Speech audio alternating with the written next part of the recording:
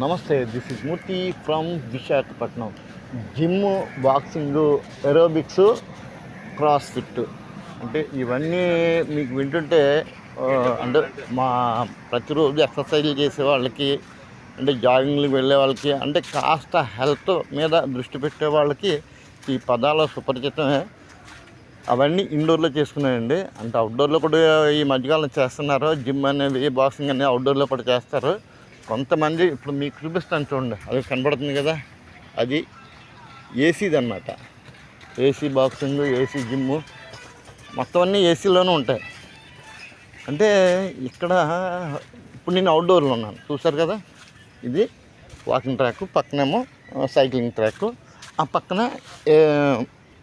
ఏసీది అది ఆ జిమ్ అంతా. అంటే నాకు అర్థం కానిది ఒకటే, అంటే దాంట్లో అంటే ఇప్పుడు టెక్నాలజీ డెవలప్ అయింది అంతవరకు ఓకే. ప్రతి దాంట్లోనూ మనిషి సుఖవంతమైన జీవితం, క్లాస్ రూముల్ని ఏసీలో నడిపిస్తున్నారు. అంటే ఎల్కేజీ నుంచే అప్ టు పీజీ వరకు, పిహెచ్డి వరకు ఏసీ క్లాసులే. మేము చదువుకున్నప్పుడు వచ్చి నేల మీద కూర్చునేవాళ్ళం. అంటే దినదినాభివృద్ధి చెందడం మంచిదే, కానీ మనం బాడీని కసరత్తు చేయడం అనేది సుఖపడడానికి కాదు కదండి. బాడీలో ఉన్న కాస్త పార్టికల్స్ అనేవి ఏవో కదా కరగాలి, కొవ్వు అని ఉంటే కరగాలి. అంటే ఏసీలో చేస్తే చెమట రాదా అంటే వస్తుంది, కానీ ఈ ప్రకృతితో మమేకమై చేసేది ఏదైనా కాస్త కంటికి ఇంపు, ఒంటికి వంపు, అన్నీ బాగుంటుందేమో నా ఉద్దేశం సుమా.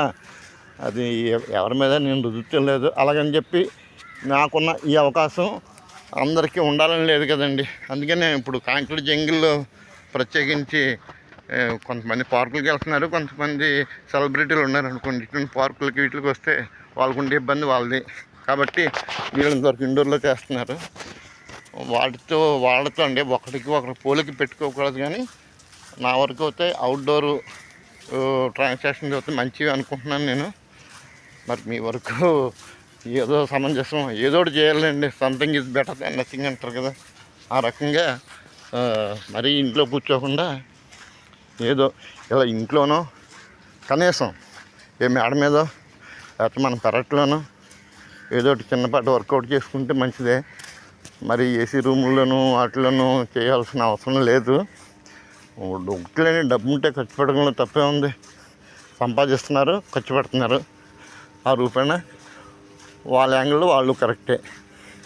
నాలాంటి మధ్యతరగతి వ్యక్తికి ఇది కరెక్ట్. ఏదేమైనా ప్రకృతికి మించిన పరమౌషధం మరొకటి లేదు, అది నా తాత్పర్యం. ఓకేనా, bye bye, see you, have a nice day and